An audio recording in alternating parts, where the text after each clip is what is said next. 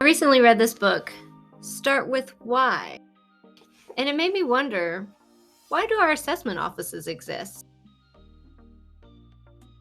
I invite you to reflect on the purpose of your own office that you maybe are the leader of or a part of the team, and also to think about the activities that you do as an office and to what degree they align with that broader assessment philosophy. Let's get started. A key element of this book is the golden circle, where you really should be thinking about why you do what you do before how you do it or what you do, which are much easier things to explain. Now, when it comes to an assessment office, there's a continuum of thinking about an approach to assessment. On the one hand, you could be practicing assessment because of external requirements. Institutional accreditors do require assessment, and so it's reasonable that a lot of offices, if not all of them, are collecting reports or other kinds of evidence of assessment. I'm going to call this approach the bureaucratic approach. Sorry.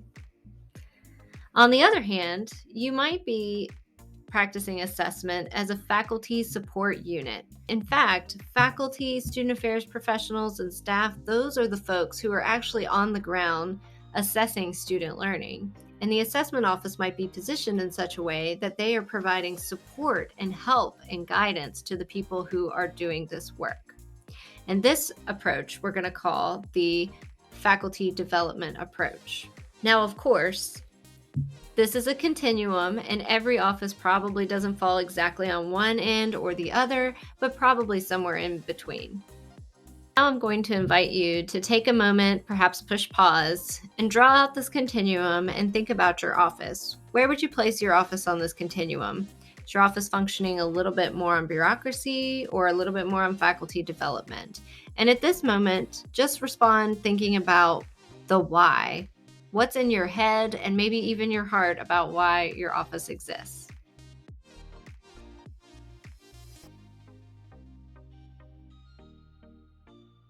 Now I'd like you to think about how you engage in your work.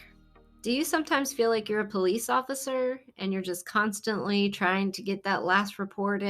And if you are approaching this as a police officer, you might be a little bit more on that bureaucratic side of the house.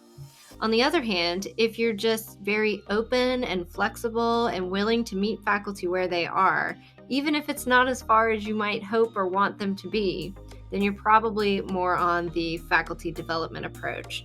So take a moment and reflect on, how do you engage in this work?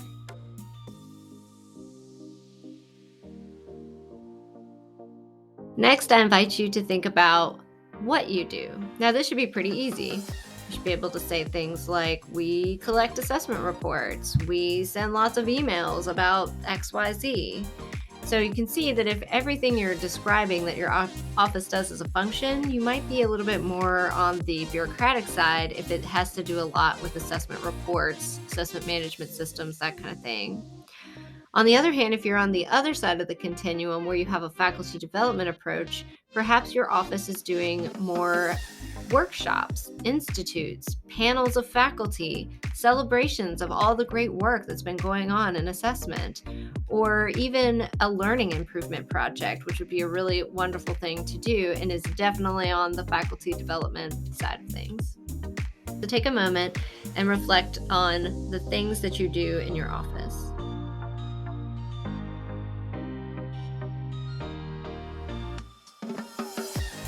All right, here's the fun part. We can now make our own circle where you can think about what you're doing, how you're doing it as an office, and why. And you can look at that together and see if there's 100% alignment, to what degree is there misalignment, and use this exercise as an opportunity to reflect on the future of your office. Before we end, I'm going to invite you to consider how to move a little bit farther from wherever you are towards the faculty development approach to assessment. It can be really liberating, it can make the job a lot more fun, and building faculty partnerships is a really meaningful and awesome endeavor. And so I invite you to explore what that might look like, and if you have ideas for future videos, feel free to post them down below in the comments section and like my video. Thanks for watching. See y'all again soon. Bye.